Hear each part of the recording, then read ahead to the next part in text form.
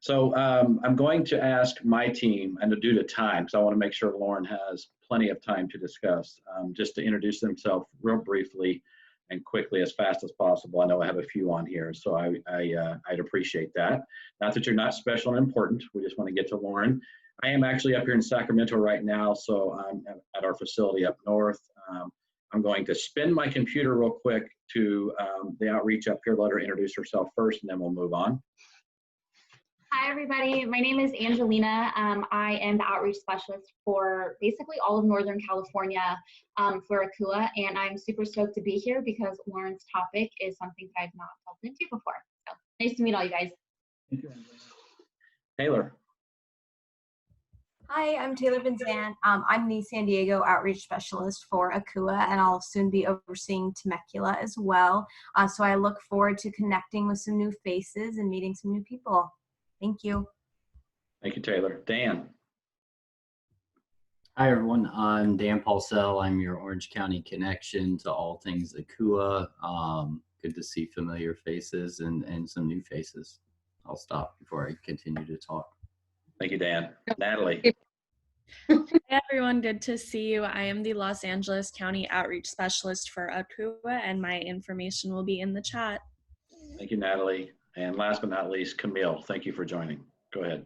Yeah, sorry, I was on a call, so I was a little late. I am the San Diego Akua Alumni Coordinator Community Outreach. So I deal with, all of our clients discharging, get them, linked in and involved. So thanks for hosting, and thanks, Lauren. Thank you, Camille. So now to the great part, Lauren. I want to introduce everybody. I think most everybody knows Lauren. As our clinical director in San Diego. She was our clinical director in Orange County for many years as well, has been here from almost day one. Just such an insightful clinical, I think, what I call fresh of breath air. It's like this new, and topics that I think that it's interesting, and I'm not saying, anyways, I'll stop. So I wanted to introduce Lauren. Welcome. I'm going to try to share my screen, Lauren. I know you have a slideshow, so I'm going to try to pull that up. If you want to go ahead and start talking, I'll try to pull it up as you speak. Sure, go ahead. I can't see anything because I'm on my phone, so I've had some technical difficulties. So I'm just going to Vanna White you to each slide if that's okay. So we can start on slide one. Hold on one second, and then I think we are here. So we'll go to slide one. Cool. So go ahead.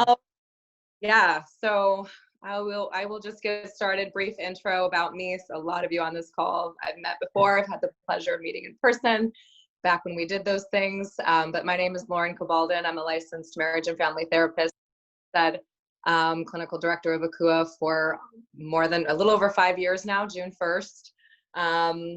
And one of the reasons why I was drawn to Akua and came to Akua was actually about dreams. It had something to do with dreams. I had a lot of dreams about creating a facility that was, built on the idea of deconstructing the unconscious. And I myself am not in recovery. I'm very open with my clients about this, but what I've realized is my own kind of background studying dreams, which started when I was a teenager, having some pretty horrific nightmares. And then I thought, what's wrong with me? I'm some sort of psychopath. I must be having these awful dreams, and I have no idea where these dreams are coming from. So that's where my fascination with dreams and the unconscious and Carl Jung started. And then also Dr. Evan Miller, who was one of our founding members of Akua, who's no longer with us at Akua, but he had his hand in starting Akua. Our big focus and one of our visions when we were creating the clinical program was how can we integrate what is called a depth psychological approach to addiction treatment. And for those of you that have heard of depth psychology, depth is exactly what it means. It means going deep, and which is challenging to do in 30 to 60 days of treatment, or depending on your insurance company, maybe 14 days. So one of my big missions was trying to create a treatment modality that might incorporate kind of the myriad of depth psychological issues that we face. And one of those ways that I personally do that, and one of the things that I teach in my groups with clients, is focusing on dream work. And so I want to go through real quickly kind of the power of dreams and how it can be integrated in the treatment setting. And hopefully you can walk away today with some tools on how to analyze your own dreams. Real quick, I want to say, I can never interpret your dream. The dream interpreter is you. So if I have an association with a symbol that shows up in your dream, that is my personal association. And I should not be imposing whatever feelings, emotions, memories that I have associated with your dream. So I want to be clear, if you ever, if you see a dream analyst advertised somewhere on Psychology Today, make sure you ask them questions that, are you going to be providing me a space that I can analyze my own dream? Because there's really no such thing as a dream analyst, really, when it comes down to it. So first, I want to talk about sleep.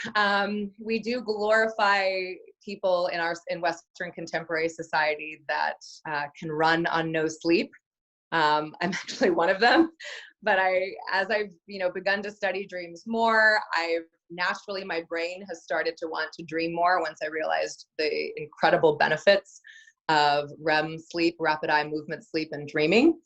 So first slide enriches a diversity of functions to sleep, including your ability to learn, memorize, and synthesize. There's that old adage, when you're studying, make sure that for every hour you're studying, you get about at least 10 to 15 minutes of sleep to actually remember what you've studied. And if you're coming close to a deadline for studying for an exam, if you have a choice for an hour to study more or to sleep, if you're sleep deprived for 24 hours, you should sleep to remember the facts. What sets us apart from the rest of the animal kingdom, the mammals, is the fact that we do dream. So dreaming basically is what Dr. Matthew Walker, who wrote a great book on why we sleep, he studied the UC Berkeley Sleep Study Research Institute. Dreaming really gives us a neurochemical, what he calls a neurochemical bath that alleviates painful memories, and a virtual reality space in which the brain melds past and present knowledge. So this is where we actually put together our autobiography of who we are as individuals.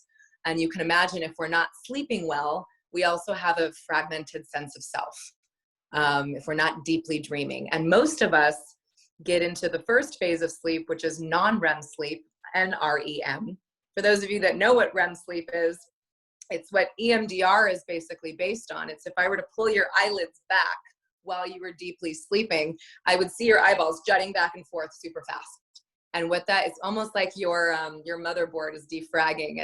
It's kind of like our right and left hemispheres of our brain are interacting to kind of reprocess, which is what EMDR does, to reprocess the events of our day or of our past, of our childhood, that maybe don't make sense or don't fit. And that's really what dreams do. So we'll dive into that. And then for the body, it restocks the immune system, wards off sickness, fine-tunes insulin and glucose, and regulates our appetite. So we'll go to the next slide. I know we've got a lot to get through, and I want to make sure we get to the analysis part. So Miss Vanna, thank you. So REM sleep really takes the painful sting out of difficult traumatic events.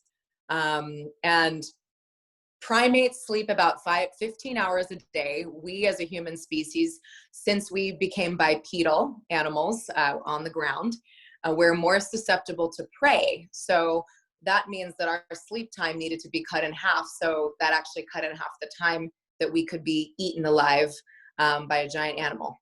So I argue, and so does Dr. Matthew Walker, that sleep and the evolution of REM sleep and dream sleep has actually allowed us to evolve to the top of the pyramid and become a creative, rational species.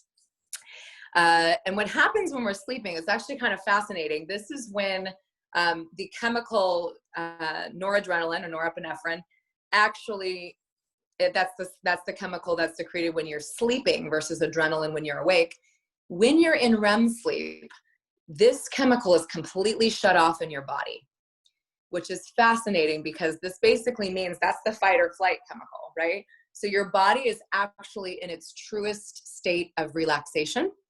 And the other thing that's actually fascinating is your prefrontal cortex, there's actually really no activity that's happening in the PFC, which is your executive decision maker. So in essence, while you're dreaming, you're actually devoid of all anxiety, and you're also devoid of kind of your ego state that filters any material. So kind of like what Benji was saying, he, you know, in his dream last night, kind of went on a bender, right? So this might be one of your brain's deepest repressed desires to maybe go and drink and use all night, and your prefrontal cortex is shut off. So Benji just kind of is able to do what he wants, no inhibitions, but he also feels the emotion of it too, because we have the noradrenaline that's shut off, but our limbic system, our amygdala, is working overtime, about 30% more when we're sleeping. So REM sleep really is a space that we can reprocess memory experiences that are upsetting. And as Dr. Matthew Walker says, it is the REM dream sleep that is perfectly designed nocturnal sleeping balm. So if our clients aren't sleeping well or getting into deep REM sleep, then they're not actually getting like half the therapeutic benefits of being in therapy, which is being able to let go of painful experiences or make sense of them. Next slide, please, Ms. Vanna. All right, so I condensed these slides. This is actually a 4-hour workshop, but I've condensed them quite a lot, so I'm speeding through.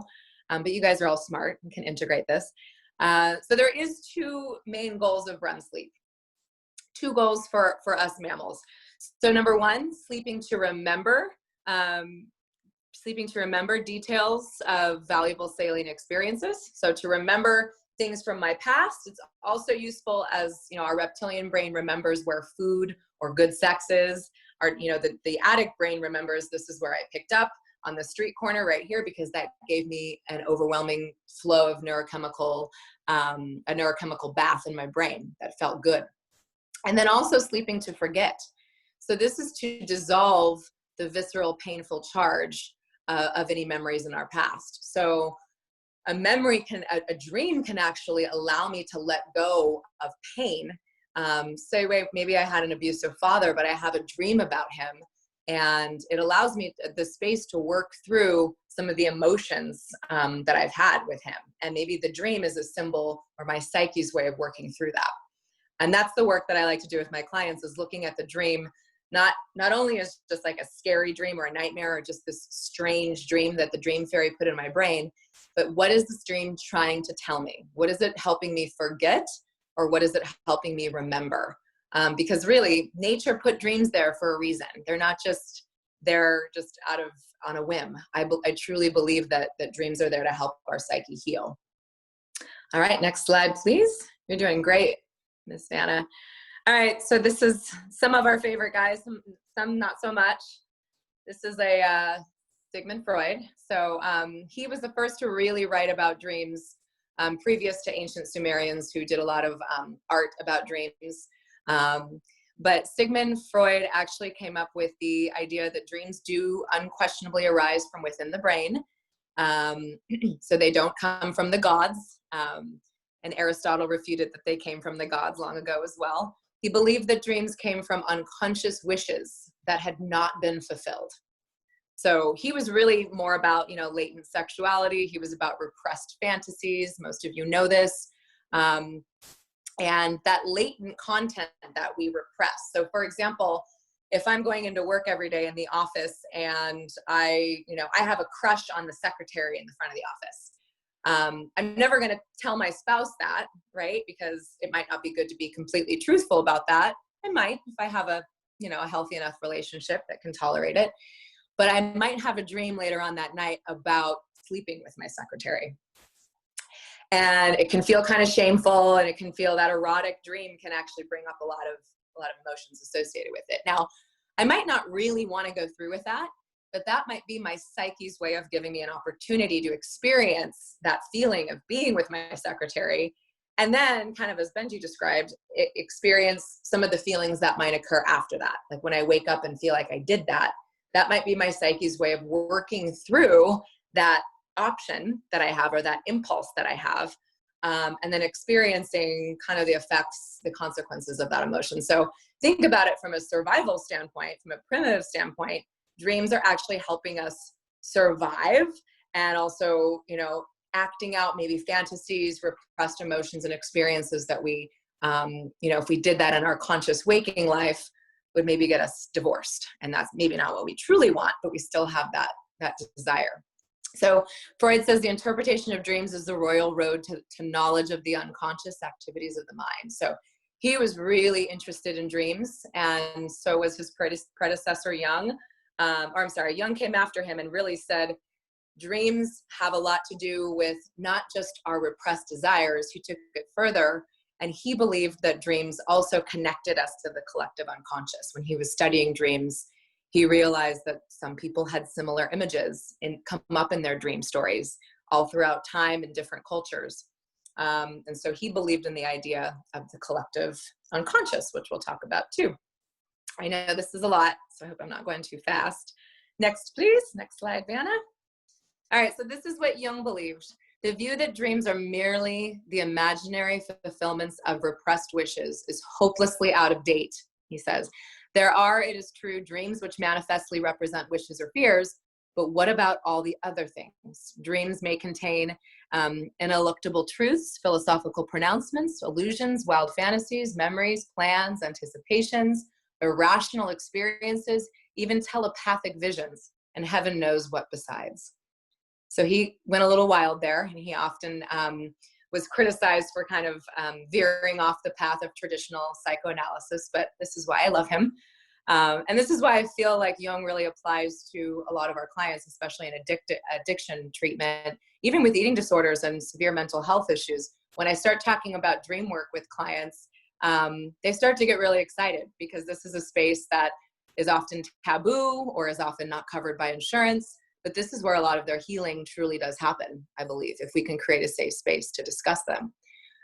He also says, I have no theory about dreams. I do not know how dreams arise, and I am not at all sure that my way of handling dreams even deserves the name of a method. So again, I'm going to show you a little bit of a method to look at your dreams or look at your clients' dreams. But again, he really didn't believe there was a method. He really doesn't know exactly where they came from, but he believes in spirit. He believes there's a connection to that collective spirit. So that's again where he kind of diverged from the rest of the psychological community. And this is also where he came closer to Bill W. About that idea of higher power and spirituality. And he really accessed that through dreams.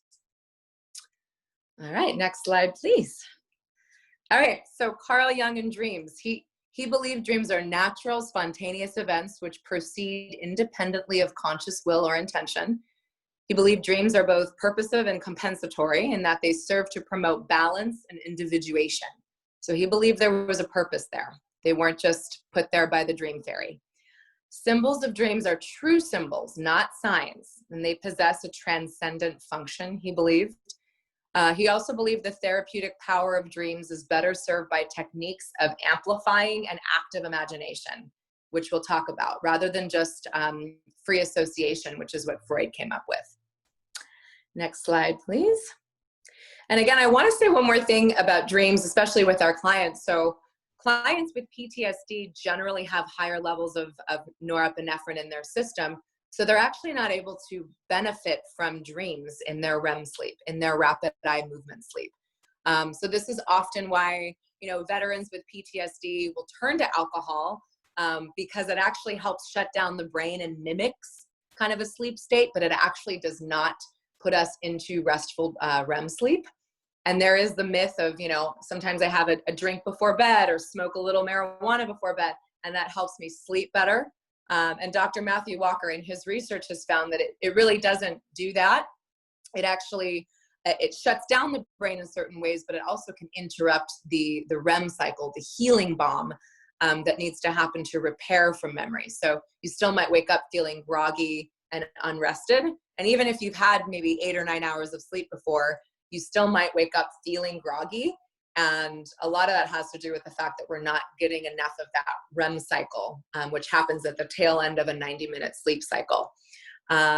And then there's also that idea that should I sleep for a short period of time and a long period of time if I have a time for a nap? And generally, if you do have 90 plus minutes to sleep, there is a likelihood that you will get into REM sleep. So that's actually good for your brain to have that ability to fall into REM sleep. But if you only have less than like an hour, you should probably only take like a 15-minute power nap so that your brain doesn't start to get into REM sleep, which will make you feel more groggy. So just a few tips there. Okay, so I want to talk about what we call dream tending in the dream analysis world.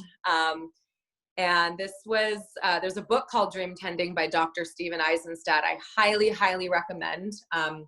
He's actually the president of my graduate school, Pacifica Graduate Institute. So I've sat in a lot of dream tending seminars with him, and it's truly amazing how he approaches dreams and his kind of framework for approaching them. So he believes in 3 steps to approaching dream work. So association, so that's the Freudian free association. This is closest to our ego, closest to who our personal experience and our childhood experience. And so this is about free association. So I'm going to say some words, and I want you to think in your mind the first thing that comes up in your mind. You don't have to shout it out. If you're on mute, you can. So I'm going to say a few words and just think about what comes up first, okay? So how about the word tree? Money. Sex. Marriage. Death. Power. Penis. Happiness.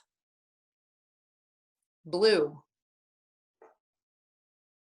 So notice the first maybe image or emotion or sensation that came up when I said those words. That's one of the first psychological tests that was developed by Freud and implemented by Jung, which is called the free association test. And Jung would actually do that with his patients when they were laying on the chair in front of him. He would just write down patients' free association with things. Now, this is again, what I'm trying to do is show that this is when our prefrontal cortex is shut off, that we have these natural free associations. So if I had an inappropriate association with one of those things that might not be socially acceptable, I might not have said it out loud on this Zoom call for fear of being ostracized by you guys, right? And so that's the theory that sometimes therapy, we're not actually getting the true self, the true experience of the individual, because we're getting that the prefrontal cortex is filtering, the persona is filtering what might be acceptable to others. So this is why I love accessing dreams with my clients, because then the client's not really responsible for what happened in their dream. We can kind of externalize it like we do in narrative therapy. But the dream is very symbolic and powerful to that client because it's their dream. It's our dream. So notice if you had a thought about something and then you might have changed it when I first said a word, or if I asked you to say it out loud, how you'd say it differently. That's how therapy works, right? A lot of times our clients are filtering what they're saying for fear of, being ostracized or not saying the right thing. And that's what we're trying to cut through in dream work. Because I believe that's where we're actually getting to the real person's thoughts, wishes, and desires. So in effect, I think it's possibly one of the most effective modalities for therapy, even though people might think it's a complete waste of time. And I continue to dream about this giant snail. And what does that mean? What importance does that have? And if I reported that to an insurance company, of course, they're not going to cover that, as treatment, but you'd be surprised. I've had a lot of interesting outcomes from just doing dream work with my clients and analyzing their experiences through that avenue. So the second stage is amplification. So this is what happens deeper in the psyche. This is where we're looking at symbols. So for example, if a snail keeps showing up in my dream, okay, so a snail might mean one thing to Michael and a different thing to Dan and a different thing to Jamie and something else to Benji. And that's what's important is we have our own associations, and the archetypes that go with snail are also interesting because snail can be seen as a slow, sluggish animal. So that can be showing, okay, I'm feeling sluggish maybe. But maybe for me, when I see snails, my association is I remember my childhood. It's a symbol of my childhood and the archetype of growing up because maybe I collected snails when I was a kid, right? There's also the archetypal image of the snail kind of being the Fibonacci sequence. So also kind of that the shell, what it means in mathematics and physics, and how that pattern shows up in nature. There's the association I have with it, the association that Michael has with it, but then there's also the archetypal image of what that symbol, animal, or color means. So notice when you're dreaming, or if you're doing dream journaling, always take note, what does that animal or that symbol mean to me? Not necessarily just what it means in society, but both are important. And Jung would argue the archetypal meaning also has importance for helping us understand myths and legends over time and their meaning. So that's the second stage, so universal themes. And then the third is animation, so bringing your dream to life, the core practice of dream tending. What is this dream revealing to me?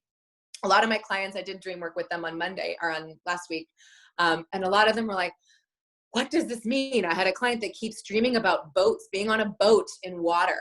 She's like, what does this mean? I don't know. And so it's just really, I really put it back on her. I let go of all my associations with being on a boat. And some people, it might be throwing up because you get seasick. Some people, it's an escape. Some people, it's a scary thing if you got into a boat accident. So for this particular client, this was representing her being on the waters of her own unconscious and exploring her unconscious. That's where we got with her. And I have a totally different association with a boat. So this is me allowing the client to have the experience. Next slide, please, Anna. All right, so 4 principles for dream tending for your interpretation. So this is Robert Johnson's work. He wrote a book called Inner Work. It's a fascinating book. Opt for the interpretation that teaches you something new. And I'm going to share a little dream with you guys in just a second. I know we have limited time, but I'll be quick. Avoid the interpretation that inflates your ego. That one's important. Avoid the interpretations that shift responsibility away from yourself. And learn to live with your dreams over time. Allow them to live with you. Okay. Those are 4 principles that I use when I'm approaching any kind of dream work. We can move to the next slide. Okay, so here's a basic framework that Robert Johnson gives us. He's a Jungian that's done a lot of dream work with his clients. We approach dream work in 4 basic ways. So association, the free association that comes up first. Stage 2, the dynamics of what the dream means to me. Where is this symbol showing up in my life? What is this trying to show me? Stage 3, the interpretation. And stage 4, creating a ritual, which makes it more real. So we're getting into real psychodynamic work here. So next slide, please. All right, so stage 1, and I want to share a little bit of my own dream, and hopefully this can help you guys with some dream analysis. So association has to do with every association that comes up for you with that symbol. So if you have an image of a white wolf coming to you in your dream, what comes up for you with that? Is it fear? Is it masculinity? Is it like your grandma's farm? Is it calm, peace, returning to home? What is that wolf? What images, what memories come up for you with that wolf? So it's persons, objects, situations, colors, sounds, meanings, mental pictures, and feelings. This again is what we do a lot of times with EMDR. We're bringing up the sensations, the images that we associate with that memory. So what feeling do I have about this image? So I had a client that's had a lot of dreams about gangs chasing him with guns. Okay, and in his mind, he's like, well, I've just been living on the street for a while, and I've seen gangs and I've seen guns, and this is just my brain just pulling this all back up again. And when we started looking at it, it was so much more symbolic for him of his addiction kind of chasing him on the streets. And any symbol that's showing up, it's not about something that's outside of you, it's about something that's going on inside you. That's really what dreams are trying to show us. So colors, what does the color blue mean to you, for example? Any myths and fairy tales that this reminds you of? So I'll share a little bit of a dream that I've had repeatedly with you guys. And this was part of one of the dreams that actually got me into dream analysis. So I had a recurring dream that I was younger in high school with a girl that I was really jealous of. And we were in, like, I went to a private Catholic school, so I had my Catholic school uniform on. Those of you that went to Catholic or private schools knows about those. And I remember walking into this castle where school was supposed to take place, and it reminded me of like Hogwarts or Lord of the Rings or something kind of medieval or Tudors. And I walked into this castle, and we walked into this ballroom, and this is pretty gory, but there was bloody heads and severed limbs all over this ballroom. And my immediate reaction was to pull these heavy green drapes. I remember feeling the velvet green, pulling them off the window and gathering all of the heads and the limbs into the curtain. Now, this dream is really important to me, and I have done a lot of work around it. So I have a lot of depth to this experience, but was doing that, the feeling that came up for me was, I'm guilty of killing all these people or severing off their limbs and their heads. It's my fault. I need to take responsibility, even though there was nothing in the dream that showed that I did it. And then the person that I was with, we'll call her Rachel, she was kind of looking at me funny and rolling her eyes and like, okay, whatever. And I pull everything into a closet and I run. And then the headmaster comes and kind of has this look like, what happened here? And that was kind of, and when I started looking at the associations of castles and what they meant to me, when I also looked at the associations of feeling guilty about doing this, you know, severing all these heads and bloodying up all these limbs, I immediately, it kind of spoke to me. What came up for me was my own patterns of codependency or of rescuing other people. When really, when I thought about it in the dream, I had this feeling that it was Rachel that did all this. But again, that's also my jealousy of her, my wanting to blame things on others. So this dream was a really powerful dream that helped me look at my, you know, my unhealthy patterns in relationships, and maybe some of the patterns that I had in my early childhood where I would take responsibility for things or blame for things that weren't my fault. And it wasn't until I started doing dream work that I started looking at what dreams were trying to tell me in the form of symbols and stories and myths. And this is part of the reason why I think I went to England to study. I wanted to be closer to castles and things like that. So notice what comes up for you and don't just take it on face value. Because at first I was thinking that was a nightmare. It was horrible and I was sick and kind of a psychopath. And then when I started to look at it, and then I started going into the second stage, which if I could move that slide over, Michael. Stage 2 is looking at the dynamics of the dream.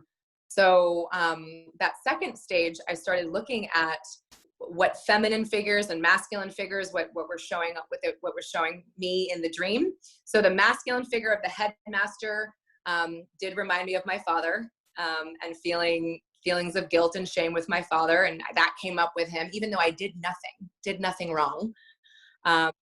And this stage 2 of dynamics is looking at my own beliefs and values, ethics, attitudes. So it's taking it to the next level of rather the free association of what comes up with those symbols. And then the next thing is about my inner conflicts and what that shows me. And this was a big inner conflict for me when I was in my late teens, early 20s. And then when I eventually became a therapist, which is part of the reason why I probably became a therapist, was that tendency to want to care for others, be a people pleaser, say yes all the time, take the blame.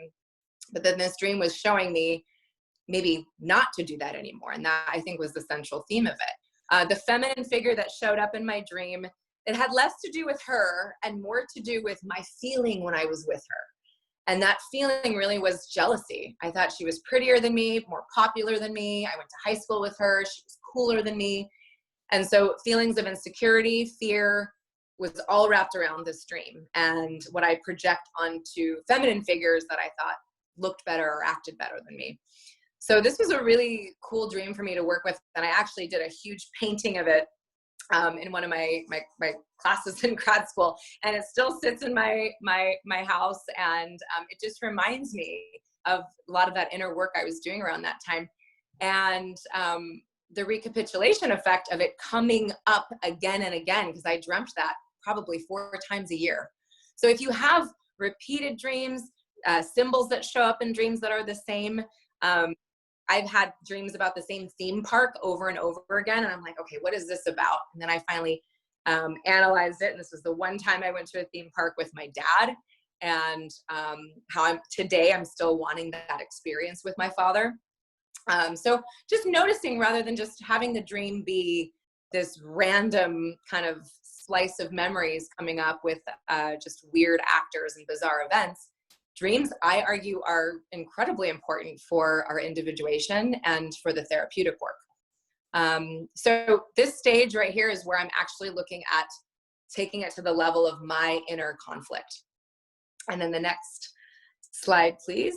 So Hey, Lauren, stage, Lauren, oh yeah. Just want to make sure we got about 5 minutes left. So again, I do not want to cut this off. It's phenomenal. So I'm not trying to rush you, but I want to make sure we have time for some questions as well. Yeah, So, I'll cut it off. I'll cut it off right now. I just have more and then I'm done. Thank you, Mike. So this one is interpretations. This is basically the biggest one that I ask my clients. So what is this dream trying to communicate to me? And if their first impulse is, I don't know, that's just weird, go deeper. What is it advising me to do? And again, if you believe that dreams are there to help us survive, what is it advising me to do? And what's the overall meaning of this dream for my life? Okay, and then the last stage is just ritual. So this is when I actually create a ritual for my dream. My ritual was actually making a painting. Yours can be writing a letter to someone if there's a familial image that comes up in your dream. So bringing it to life, making a ritual, having to do with this significant dream in your life. And then the last slide, I just wanted to go over applications of dream work. So I found that it works really well with addictions. And what Benji was describing, I've had a lot of clients that have the relapse dream or the using dream, can't get high or do the ritual of it, and they're afraid they're going to use again. And I let them know that that oftentimes is your psyche giving you the experience without having forcing you to do it consciously, and to, help you survive. If you have dreams about your workplace, this can be, oftentimes goes back to early childhood stuff, familial repression, things that we've repressed from early childhood, of course, shadow work, latent desires and wishes, and then things that come up in our love relationships, like cheating, infidelity, fear, insecurity. So yeah, I invite you guys to look more into your dreams. I know I had to condense that really fast because this is a big workshop that I do, but I find it to be one of the most powerful modalities to use that isn't always that traditional. Clients, it's more of a challenge for them to go there, but it's also an easy language to speak with them because they can make it like a narrative story that they don't have as much shame about. So I want to open it up to questions. I know we're short on time, but I know that was a lot of information, but I gave you a bit of a framework to start some dreaming yourself. I got a question. Yeah. First off, Akua, come on. I've always told Becca I wish I would have gone to Akua. You have such cool things. And now DreamWork, if I had DreamWork, forget about it. So I'm super impressed with Akua and what you guys have to offer. So my question is, some part in your presentation, you said there's a point in dreams where you're devoid of anxiety. Is that? Yes. But how do you experience stress during nightmares and extreme anxiety? Yeah. So the dream itself might be showing you an anxious situation, but your body neurochemically, scientifically, is devoid of norepinephrine, which gives you that fight or flight response, which when I found that out was pretty fascinating because sometimes I wake up in a cold sweat, anxious, but that really isn't the chemical in my body. Often the experience, the memory that it's bringing back. Feeling. And oftentimes too, you might have more of a lucid dream that's a nightmare. And oftentimes sufferers with PTSD have this where they're actually not in deep REM sleep, but they're having a memory in non-REM sleep that can be like a nightmare. And they're still not able to get the benefits of the neurochemical bath. So there is that fine line between just a painful memory without REM sleep and then an actual nightmare that is still helping us integrate some autobiographical memory and to help us soothe. So I argue that nightmares are actually really, really important for our healing because it's oftentimes repressed material that's coming up. And even in EMDR sessions, I believe there was a therapist on this call that does EMDR. Even in our EMDR sessions, what we're seeing, and oftentimes people say, you don't want to bring up too much of that material too quick. That's oftentimes what a nightmare does, is it brings back repressed material very quickly for us to look at. And then we wake up and go, I'm glad that's not happening. But then if we are able to bring that into dream work, like, let's look at that nightmare and see what that was trying to show me. Oftentimes I can do a lot of really, really interesting work with that nightmare, which is always good. Yeah. Good question. Hope that helps. Anybody else? I have a question. When are you going to do the 4-hour lecture? Come on down. I'll do it here in San Diego if you want to come down and visit. She's inviting everybody to come down to San Diego to do a 4-hour session. That's good. Mm-hmm. Yeah. So I love it. I think I agree. I mean, Lauren, I mean, I think that, you know, specifically with dreams, I mean, we all have them, you know, we all, you know, experience different levels of things, and it's amazing to be able to understand a little bit deeper. You know, real quick, I was talking to Lance here, you know, our alumni coordinator up here, who is actually in recovery, 25-year law enforcement veteran. And, you know, he did brain spotting and EMDR, and we were talking about dreams and the rememberings of those. And it's just interesting the work that's done, that what it can accomplish. So thank you as always. Oh yeah, my pleasure. If anyone wants to talk to me about this, I can geek out about it all day long. But you are the interpreter of your dream, not me. So. Any other questions? If not, we'll let everybody go. It's 1 o'clock. We appreciate everybody's time, and hopefully we'll see you next Wednesday for our next lunch with Akua. Have a great day, everyone. Thank you, everyone. Sounds good. Thanks, guys.